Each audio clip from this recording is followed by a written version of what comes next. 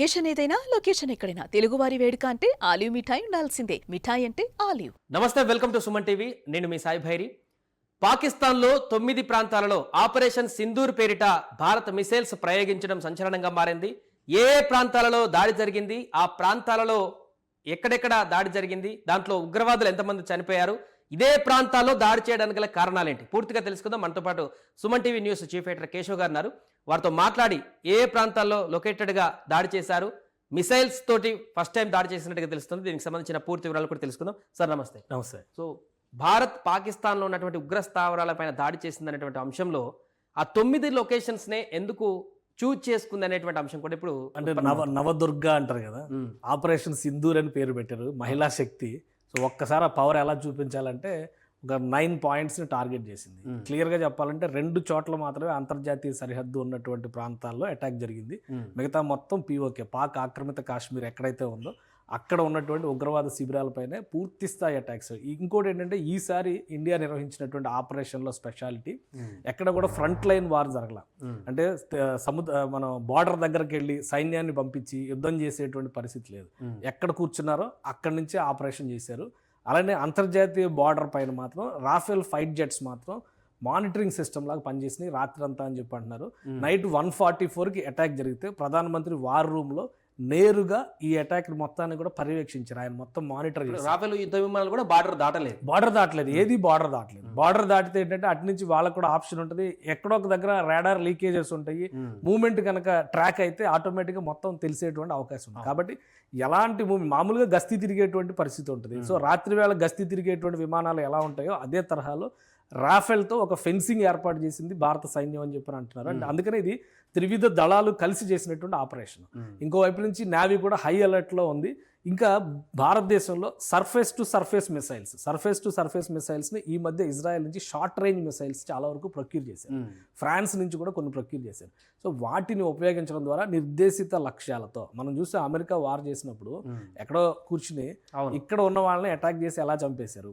మొన్న ఇరాన్కి సంబంధించినటువంటి general Iraq వెళ్ళారంటే బాగ్దాద్ ఎయిర్పోర్ట్లో ఫైరింగ్ చేసి కొట్టి చంపేశారు. సో అది ఎలా సాధ్యమైందంటే ఈ అటాక్స్ ద్వారానే, ఇలాంటి టెక్నాలజికల్ వార్ఫేర్ ద్వారానే సాధ్యమైంది. సో ఇప్పుడు అదే తరహాలో మన దేశం పైన జరుగుతున్నటువంటి ఉగ్రవాద దాడి అంటే పాకిస్తాన్ ఆక్రమిత కాశ్మీర్ని అడ్డం పెట్టుకొని కాశ్మీర్లో సృష్టిస్తున్నటువంటి అలజడికి ఒక సమాధానం చెప్పేటువంటి ప్రయత్నం చేసింది. ఆ అలజడిని కట్టుదిట్టం చేసేటువంటి క్రమంలోనే మొత్తం ఇక్కడ చూస్తే కనుక అంతర్జాతీయ సరిహద్దు 100 కిలోమీటర్ల లోపు ఉన్నటువంటి ప్రాంతాలు అన్నింటినీ టార్గెట్. ఇది ఒకటి మెయిన్ చర్చనీయాంశంగా మారింది. 100 కిలోమీటర్ల అవతల కూడా దాడి చేయడం అంటే ఫస్ట్ టైం ఇది. ఇంకోటి హిస్టరీ చూస్తే కనుక 1965లో భారతదేశం పాకిస్తాన్ యుద్ధం జరిగినప్పుడు మరి కొద్ది గంటలు యుద్ధం జరిగితే లాహోర్ ఆక్రమణ జరిగిపోయి ఉండేది. సో లాహోర్ని భారతదేశం స్వాధీనపరుచుకుని ఉండేది. కానీ ఆ నిమిషంలో యుద్ధం ఆగిపోయింది. తాష్కెంట్ ఒప్పందం పేరుతో ప్రధానమంత్రి లాల్ బహదూర్ శాస్త్రి అప్పుడు తాష్కెంట్ వెళ్ళారు, నిర్జీవంగా తిరిగి వచ్చారు. సో అప్పుడు ఏం జరిగిందనేది తెలియదు. ఆ దెబ్బ కనుక కొట్టి ఉంటే పాకిస్తాన్కి ఈ రోజు ఇంత తలెత్తుకునే అందుకనే ఇమీడియట్గా 6 ఏళ్లలో మళ్ళీ యుద్ధం చేసింది. లాహోర్లో తలంచాల్సినటువంటి పరిస్థితి నుంచి 1971లో మళ్ళీ యుద్ధం చేసి 93,000 మంది సైన్యాన్ని లొంగుబాటుగా తీసుకున్నటువంటి పరిస్థితి భారతదేశం. ఈ రోజు అటువంటి అవసరం లేదు, మేము కూర్చున్న చోట నుంచే మిమ్మల్ని కూల్చేయగలం అనేటువంటి సంకేతం ఇచ్చింది. మొత్తం చూస్తే కనుక మీరు 7 క్యాంపులు అన్నీ కూడా బార్డర్ ఏరియాలో ఉన్నటువంటి క్యాంపులే ఉన్నాయి అన్ని. ఇది చూడండి, జేఎం లాంచ్ ప్యాడ్ కానీ, బర్నాలా క్యాంప్ కానీ, సవాయ్, ఇవన్నీ లష్కరే తోయిబాకి, ఇవన్నీ మనకు చూస్తే బార్డర్ నుంచి దగ్గరగా 30 కిలోమీటర్ల రేంజ్.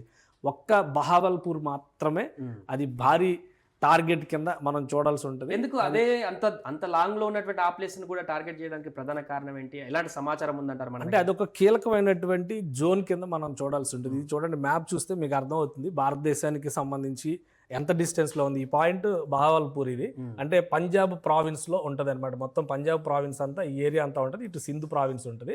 సో ఈ ఏరియా మొత్తం ఆల్మోస్ట్ ఇదంతా పంజాబ్, వెస్ట్ పంజాబ్ అనేవాళ్ళం ఫస్ట్ లో. పాకిస్తాన్ పంజాబ్ అయింది, తర్వాత ఇది ఇండియన్ పంజాబ్ అయింది.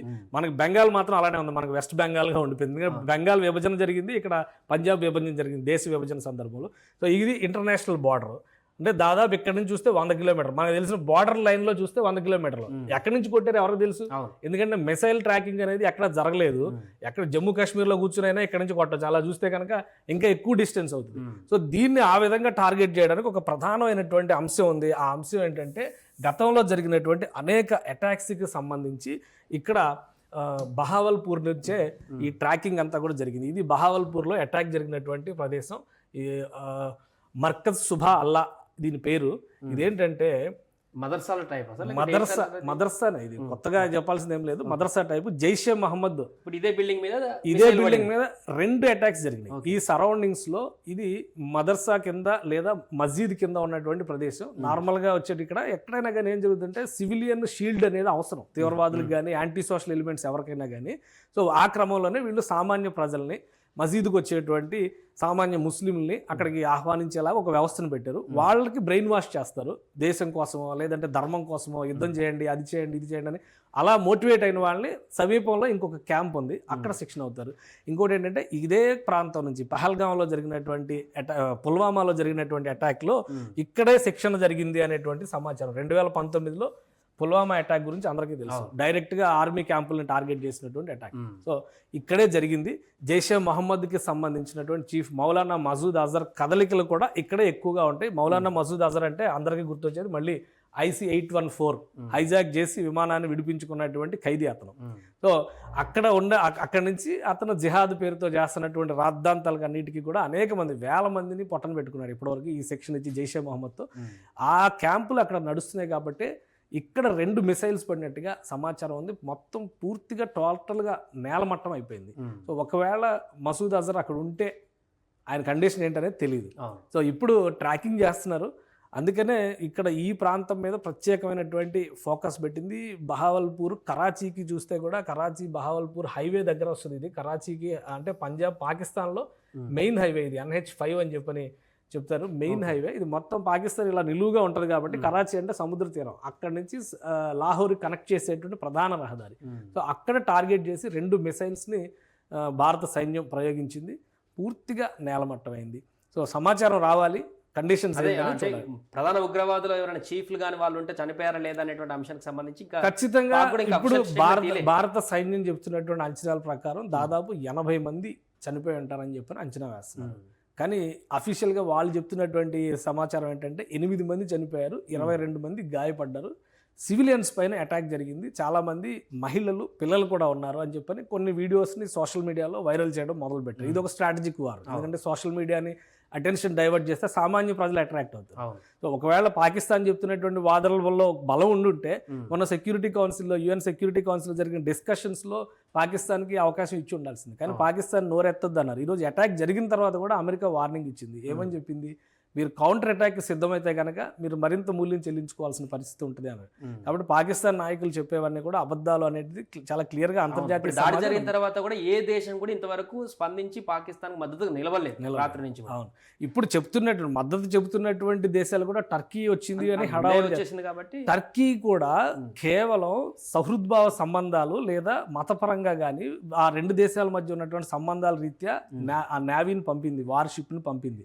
టర్కీ 32 దేశాలు ఉన్నటువంటి నాటోలో మెంబరు. నాటోలో ఉన్నటువంటి మెంబర్స్ అన్నీ కూడా నాటో అభిప్రాయాలకి, నాటో అగ్రిమెంట్కి అంగీకరించి మాత్రమే వాళ్ళు పనిచేయాల్సినటువంటి అవసరం ఉంటుంది, ముఖ్యంగా యుద్ధాల విషయంలో. ఉక్రెయిన్ యుద్ధం ఎందుకు జరుగుతుందంటే నాటోలో ఉక్రెయిన్ మెంబర్షిప్ని రష్యా వ్యతిరేకించింది. అక్కడి నుంచి ఆ యుద్ధం స్టార్ట్ అయింది. సో నాటో దేశాలు అన్నీ కూడా అందులో ఇన్వాల్వ్ అవుతాయని ఉక్రెయిన్ ఎక్స్పెక్ట్ చేసింది. కానీ ఒకే మాట మీద నాటో ఉండాల్సి వచ్చింది. ఇప్పుడు కాదు, 1948లో నాటో ఒప్పందం జరిగిన తర్వాత నుంచి కూడా అప్పుడు 12 దేశాలే చేసిన ఆ ఒప్పందాన్ని. కానీ ఇప్పుడు అది 32 దేశాలకు పెరిగింది. టర్కీ కూడా రీసెంట్ డేస్లోనే అది ఇన్వాల్వ్ అయింది. ఎందుకంటే అక్కడ ఇస్లాం డామినేషన్ నేపథ్యంలో యూరోపియన్ కంట్రీస్ అవి కూడా టర్కీని నమ్మే పరిస్థితి లేదు. అక్కడి నుంచి ఉగ్రవాదం ఎక్స్పోర్ట్ అవుతుంది యూరోప్లోకి అనేటువంటి అభిప్రాయం అక్కడ ఉంది. సో ఇప్పుడిప్పుడే మెరుగుపడుతున్నటువంటి సంబంధాలను టర్కీ చెడగొట్టుకునేటువంటి అవకాశం ఉండదు. కేవలం సుహృద్భావ సూచికగా మాత్రమే యుద్ధ నౌకలను పంపింది. అలానే చైనా కూడా బాహాటంగా పాకిస్తాన్కి మద్దతు ఇచ్చేటువంటి పరిస్థితి ప్రస్తుతం లేదు. సో ఇంటర్నేషనల్ ఒపీనియన్ అంతా కూడా ఇండియాకి అనుకూలంగా ఉంది కాబట్టి అక్కడ జరుగుతున్నటువంటి తీవ్రవాద శిబిరాల పైన పక్కా డేటాని అంతర్జాతీయ సమాజం ముందర ఉంచింది కాబట్టి భారతదేశం ఇంత ధైర్యంగా మిడ్నైట్లో ఒక ప్లాన్ చేసి ఎక్కడ ఏ బిల్డింగ్ని కొట్టాలో ఆ బిల్డింగ్నే కూల్చారు, పక్క బిల్డింగ్లు కూడా కొనలేదు. కాబట్టి అంత టార్గెటెడ్గా మిసైల్స్ని ప్రయోగించగలిగారు. సో ఇది ఒక డిఫరెంట్ వార్ఫేర్, కొత్త శకం, యుద్ధ తంత్రంలో కొత్త శకం మొదలైంది భారతదేశానికి సంబంధించి. పాకిస్తాన్కి అప్రమత్తంగా ఉండాల్సినటువంటి పరిస్థితి. ఇంకా కొంటి వేషాలు వేస్తే కనుక రూపురేఖలు లేకుండా మ్యాప్లో పోయేటువంటి అవకాశాలు అయితే కనిపిస్తున్నాయి ఈ స్ట్రైక్ తర్వాత చూస్తే మనకి. Right sir. ఇది ప్రస్తుతం 9 ప్రాంతాల్లో పాకిస్తాన్లో ఉన్నటువంటి లొకేషన్స్లో మిసైల్స్ దాడి చేయడం, అక్కడ ఉన్నటువంటి ఉగ్ర స్థావరాలపైన దాడి చేయడం ప్రపంచవ్యాప్తంగా ఆసక్తి కలిగిస్తుంది. దీనికి సంబంధించి పాక్ ప్రగల్భాలు పలుకుతూనే ఉంది. ఇంకా మేము కూడా కౌంటర్ అటాక్ చేస్తామంటూ కూడా. ఈ నేపథ్యంలో ఇరు దేశాల మధ్య బార్డర్లో అయితే తీవ్ర ఉద్రిక్త పరిస్థితి అయితే ప్రస్తుతం కనిపిస్తుంది.